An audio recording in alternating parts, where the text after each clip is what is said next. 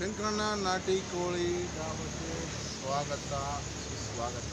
ರೈತರ ಮನೆ ಚಾನಲ್ಗೆ ರೈತರು ನಾಟಿ ಕೋಳಿನ ತಿನ್ನಬೇಕು.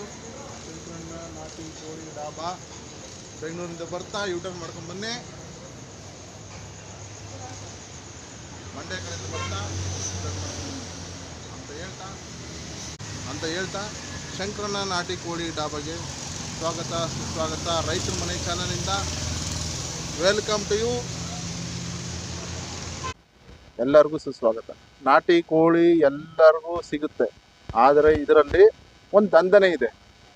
ಆದರೆ ದಂಧೆನಲ್ಲಿ ಶಂಕರಣ್ಣ ನಾಟಿ ಕೋಳಿ ಶಂಕರಣ್ಣ ರೈತರ ಕಡೆಯಿಂದನೇ ಡೈರೆಕ್ಟಾಗಿ ಮನೆ ಅಂಗಳದಲ್ಲಿ ಸಾಕಿರ್ತಾರೆ.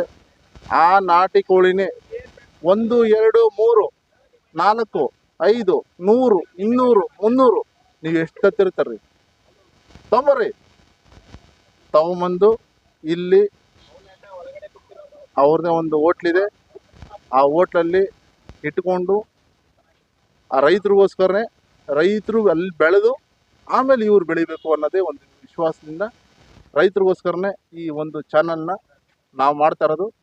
ಶಂಕರಣ್ಣ ನಾಟಿ ಕೋಳಿ ಡಾಬಾ ಮತ್ತು ಶಂಕರಣ್ಣ ನಮ್ಮ ಜೊತೆಲಿದ್ದಾರೆ. ಮಾತಾಡಿ, ಎಲ್ಲರಿಗೂ ಗೊತ್ತಿರೋ ವಿಚಾರ. ಎಲ್ಲರಿಗೂ ನಮಸ್ಕಾರ.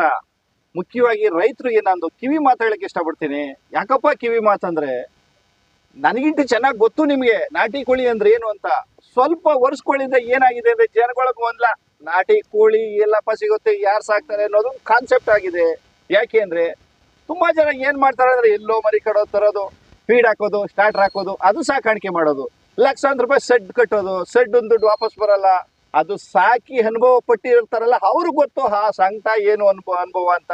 ಆದ್ರೆ ಅವರು ಹೇಳ್ಕೊಳ್ಳಲ್ಲ, ಅವಮಾನ ಪ್ರಶ್ನೆ. ಹಾಗಾಗಿ ದಯವಿಟ್ಟು ನಾನು ಹೇಳಕ್ ಇಷ್ಟಪಡ್ತೀನಿ, ಒಂದು 5 ಕೋಳಿ ತಗೊಳ್ಳಿ, ಅದ್ರ ಮೊಟ್ಟೆ ಇಕ್ಸಿ, ಮರಿ ಮಾಡಿಸಿ, ಬೈಲಲ್ಲಿ ಬಿಟ್ಟು ಸಾಕಿ, ಅದು ಒರಿಜಿನಲ್ ನಾಟಿ ಕೋಳಿ ಆಗುತ್ತೆ. ಎಷ್ಟೋ ಜನ ಮೊನ್ನೆ ಒಬ್ರು ಕಾಮೆಂಟ್ ಹಾಕಿದ್ರು ನನಗೆ, ಒರಿಜಿನಲ್ ಬೇರೆ ಇದೆಯಾ, ಕ್ರಾಸ್ ಅದು ಡೂಪ್ಲಿಕೇಟ್ ಬೇರೆ ಇದೆಯಾ ಅಂತ. ಹೌದು, ಒರಿಜಿನಲ್ ಅಂದ್ರೆ ತಾಯಿ ಕೋಳಿ ಮೊಟ್ಟೆ ಇಕ್ಸಿ ಮರಿ ಮಾಡಿಸಿ ಬೈಲಲ್ಲಿ ಬಿಟ್ಟು ಹುಳ ಉಪ್ಪೆಗರಿಗೆ ತಿನ್ಕೊಂಡು ಸಾಕಾಣಿಕೆ ಮಾಡೋದು ಒರಿಜಿನಲ್.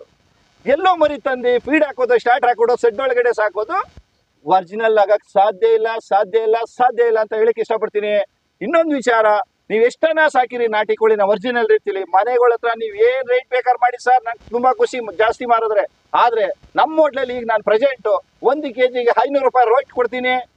ಪುಕ್ಕುದ್ ಸಮೇತ 2 kg ಇದ್ರೆ 1000 ರೂಪಾಯಿ ಕೊಡ್ತೀನಿ. ನೀವೆಷ್ಟೇ ತಂದ್ಕೊಡ್ಬೋದು. ನೀವು ತರ್ಬೇಕಾದ್ರೆ ಮೊದ್ಲೇ ನನಗೆ ಯಾವ ರೀತಿ ಸಾಕಾಣಿಕೆ ಮಾಡಿದ್ರೆ ಎಲ್ಲ ವಿಡಿಯೋ ಮಾಡಿ ಕಳಿಸ್ಬೇಕಾಗುತ್ತೆ. ನನ್ಗೆ ಇಷ್ಟ ರೀ, ನಾನೇ ತಗೋತೀನಿ.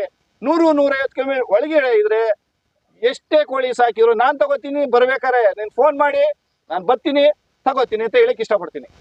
ರೈತರ ಮನೆ ಚಾನಲಿಂದಕ್ಕೆಲ್ಲ ಕೇಳಿಸ್ಕೊಂಡ್ರ, ರೈತರು ಬೆಳಿಬೇಕು, ಆ ನಾಟಿ ಕೋಳಿನ ಶಂಕರಣ್ಣನ ಹತ್ರ ಕೊಡಬೇಕು, ನಾವೆಲ್ಲರೂ ತಿನ್ಬೇಕು.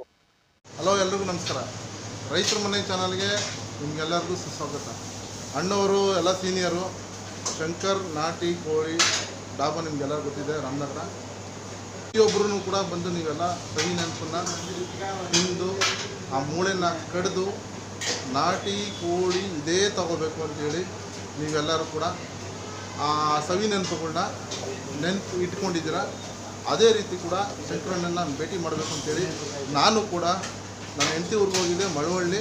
ಬರ್ತಾ ಇದೇ ಹೋಟ್ಲಲ್ಲಿ ನನ್ನ ಹೆಂಡತಿಗೆ ಊಟ ಮಾಡಬೇಕು ಅಂತೇಳಿ ಹೇಳಿ ಅವಳು ನಿದ್ದೆ ಮಾಡ್ತಿರ್ಬೇಕಾಗಲಿ ಇಲ್ಲೇ ನಿಲ್ಲಿಸಿ ಶಂಕರಣ್ಣನ ಅವರ ಸವಿ ನೆನಪುಗಳನ್ನ ಮತ್ತು ಇಲ್ಲಿ ಮೂಳೆ ಹೆಂಗಿರುತ್ತೆ ಅಂತೇಳಿ ಕಡಿಬೇಕು, ನಾನು ತಿನ್ನಬೇಕು. ಆ ಸವಿ ನೆನಪುಗಳನ್ನ ನಾನು ಹೇಳಿ ಶಂಕರಣ್ಣ ನಾಟಿ ಕೋಳಿ ಡಾಬಾ ನೀವು ರಾಮನಗರ ಮಂಡ್ಯ ಕಡೆಯಿಂದ ಮೈಸೂರು ಕಡೆಯಿಂದ ಬರ್ತಾ ಕಾರ್ನರಲ್ಲೇ ವಿಧಾನಸೌಧ ಏನಿದೆಯಲ್ಲ, ಮಿನಿ ವಿಧಾನಸೌಧ, ಆ ಕಡೆಯಿಂದ ಬರ್ತಾ ಲೈಟಾಗಿ ಬೆಂಡಾಗುತ್ತೆ. ಅಲ್ಲಿ ತಕ್ಕಂಥ ಗಾಡಿ ನಿಲ್ಲಿಸಿ ಅಲ್ಲಿ ಶಂಕರಣ್ಣನ ನಾಟಿ ಕೋಳಿನ ಮೂಳೆನ ಮುರಿಬೋದು. ನಾನು ಕಾಲ ಕೆಡಿದ್ರೆ ಯಾವುದೇ ಕಾರಣಕ್ಕೂ ಪುಡಿ ಆಗಕ್ಕೆ ಸಾಧ್ಯ ಇಲ್ಲ. ಯಾಕೆ ಅಂದ್ರೆ ನಾಟಿ ಕೋಳಿಲಿ ಕ್ಯಾಲ್ಸಿಯಂ ಚೆನ್ನಾಗಿರುತ್ತೆ. ಹಾಗಾಗಿ ಎಳೆ ನಾಟಿ ಕೋಳಿ ಮೂಳೆ ಕಡಿದ್ರೆ ನುಗ್ಗೆಕಾಯಿ ಪಚ್ಚಿ ಆದಂಗೆ ಪಚ್ಚಿ ಆಗುತ್ತೆ. ಸ್ವಲ್ಪ ಬಲ್ತಿರುವಂಥ ಮೂಳೆ ಒಂದ್ ಹಾಕಿದ್ರೆ ಕ್ರ್ಯಾಕ್ ಬಿಡುತ್ತೆ. ಜಾಸ್ತಿ ಬಲ್ತಿರುವಂಥ ಮೂಳೆ ಯಾವುದೇ ಕಾರಣಕ್ಕೂ ಕಡಿಯೋಕ್ಕಾಗಲ್ಲ ಸಾಮಾನ್ಯವಾಗಿ. ಆದರೆ ಯಾವುದೇ ಮೂಳೆನ ದವಡೆಗೆ ಹಾಕೊಂಡು ರೋಲ್ ಮಾಡಿದ್ರೆ ಚುಚ್ಕೊಡೋ ಫೀಲಿಂಗ್ ಬರುತ್ತದೆ. ಇದು ರಿಯಲ್. ಈ ರಿಯಲ್ನ ನೀವು ಒಂದ್ಸರಿ ನೋಡಬೇಕು ಅಂತಂದರೆ ರೈತರ ಮನೆ ಚಾನಲ್ ಮೂಳೆ ಕಡೀರಿ, ಜೊತೆಗೆ ಸಬ್ಸ್ಕ್ರೈಬ್ ಮಾಡಿ, ರೈತರ ಮನೆ ಚಾನಲ್ಗೆ ಲೈಕ್ ಮಾಡಿ.